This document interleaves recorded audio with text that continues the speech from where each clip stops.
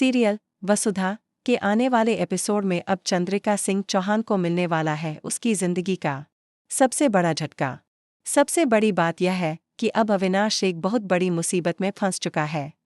अविनाश को ब्लैकमेल करके भंवर सिंह खुद को बहुत बड़ी तोप समझ रहा है, लेकिन दूसरी तरफ अविनाश ने अब ठान लिया है कि वह भंवर सिंह का सारा सच और अपने साथ जो कुछ भी हुआ है वह सब कुछ मासा को बता देगा।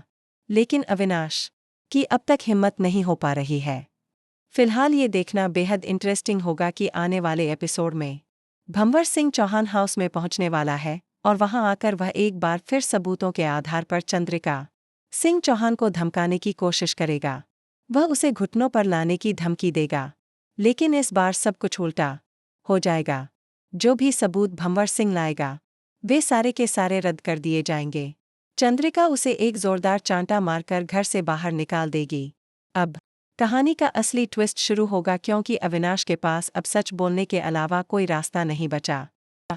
सबसे बड़ा मुद्दा यह है कि अविनाश बुरी तरह फंस चुका है और अब जेल की सलाखों के पीछे जाने वाला।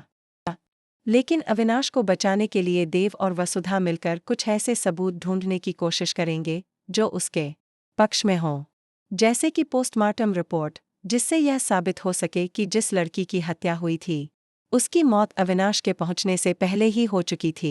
इससे यह स्पष्ट हो जाएगा कि असली गुनहगार कोई और है। वसुधा अब अपने दिमाग का इस्तेमाल करेगी और अविनाश को जेल से बाहर निकालने की पूरी कोशिश करेगी। दूसरी तरफ भंवर सिंह का खेल एक बार फिर से पूरी तरह से बिगड़ता नजर आएगा। उसे इस षड्यंत्र के लिए एक बार फिर चंद्रिका सिंह चौहान द्वारा जेल की सलाखों के पीछे भेज दिया जाएगा।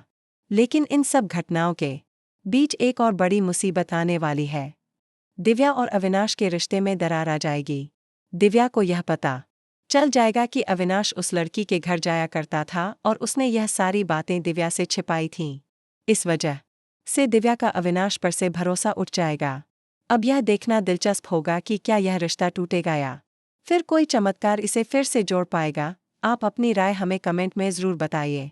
बने रहिए हमारे साथ और देखते रहिए सीरियल वसुधा।